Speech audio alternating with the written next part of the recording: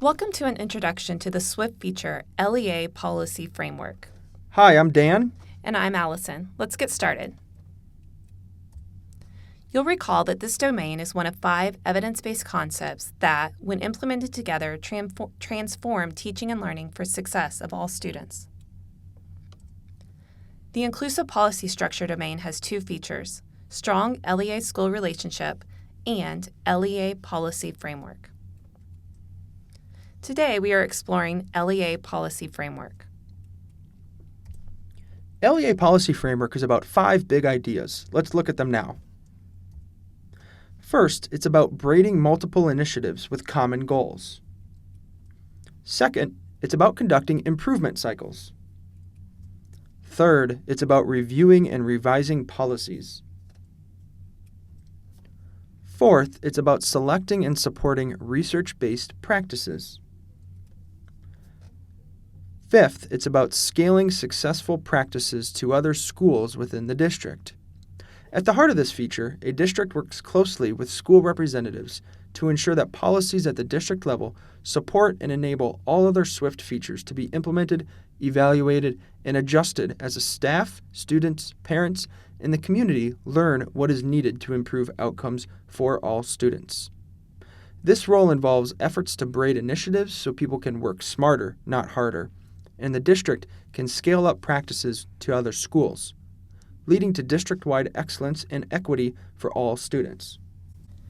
Research for this SWIFT feature demonstrates the importance of district and school leadership working in tandem so that experiences with practices can inform and affect policy decisions in ways that lead to policies being aligned to support key practices.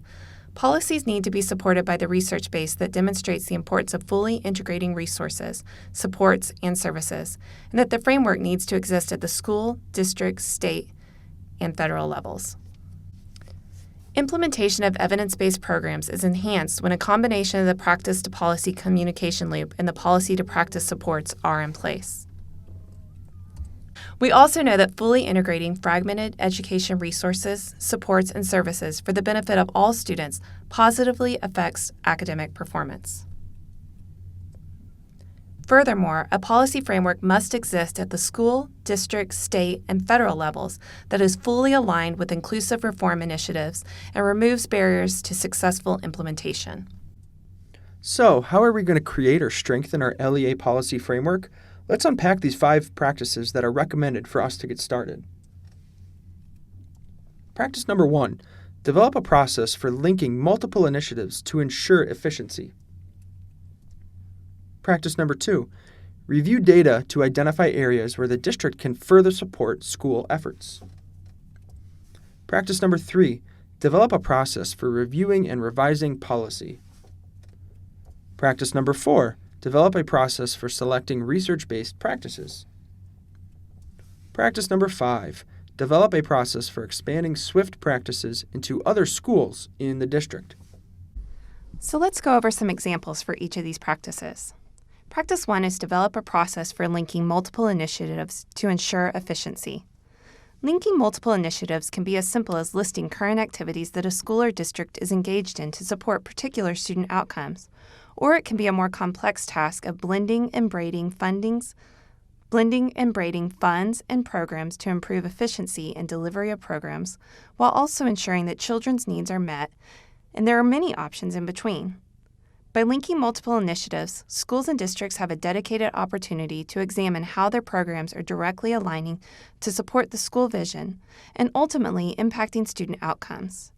In addition to aligning programs, schools and districts may also consider how those initiatives are staffed and how students are found eligible to enter or exit those programs. These activities are specifically related to policy. However, once a district or school begins the process of examining and linking multiple initiatives, they may uncover opportunities to dive more deeply into policy work.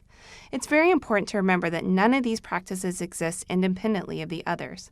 Practices are interwoven, and the examination of one practice may lead to the need to continue that work into another practice.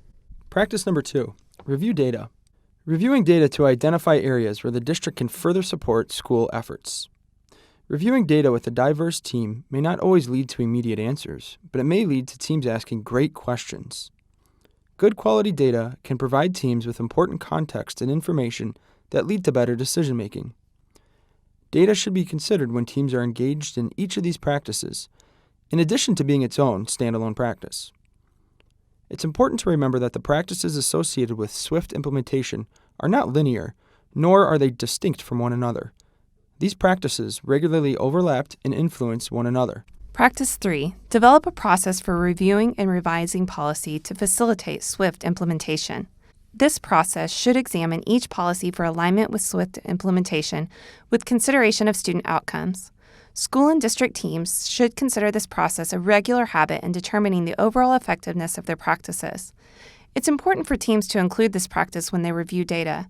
It's also important for teams to consider a wide variety of policies. For example, if a district's student discipline data needs attention, they may need to examine policies related to homework, attendance, tardies, or even decisions guiding intervention groups. Practice number 4. Develop a process for selecting research-based practices. Policy and practice are deeply linked. Districts should consider offering guidance to support schools in the selection of research-based practices. This would include a step to examine the effectiveness of evidence-based practices that are already in place, as well as examining current student needs to check for alignment with potential practices to support improving student outcomes. Practice 5. Develop a process for expanding SWIFT practices into other schools in the district. Implementation of the SWIFT domains and features consistently supports school and district teams to look toward capacity building, sustainability, and scale-up of the framework. Particularly at the district level, the process of expansion, or scale-up, will likely require the examination of policies. The SWIFT framework anticipates that policies may need to be rewritten in order to remove or facilitate specific barriers to implementation. Policy alignment is necessary, but not sufficient to ensure successful expansion of the SWIFT framework. We just covered the 5 practices that are good launching points for addressing a LEA policy framework. Let's debrief as we think about our own district and building. Debrief and discuss. Why is creating an LEA policy framework important? Discuss what strengths are already in place. Discuss opportunities for growth. Set goals and next steps.